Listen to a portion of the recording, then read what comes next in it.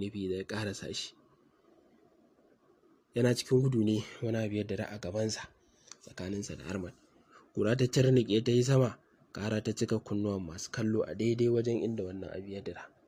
Sarkin ya ɗan ja birki yana yamutsa fuska yana kallon inda abin ya dira. Bayan ƙura ta lafa sai Nusi ta bayyana a wajen. Babu wanda ya san yadda aka yi ta baro Diwani ta taho nan domin dai ta shiga wa Ahmad. Ganin haka Ahmad ya yi maza ya taho wajenta a guje. Shi ma Dul Ururu takewa ya yi da gudu ya taho inda Nusi take yana nufin ya aikata ta. Ita ko Nusi bata tsorata ba, maimakon ta gudu sai kurum ta durƙusa ta ɗora hannu a kan ƙasa. Fasahar noma ƙarni na 3.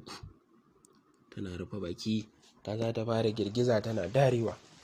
Duk inda ya dare sai kaga kwarangwal ɗin mutane yana fitowa.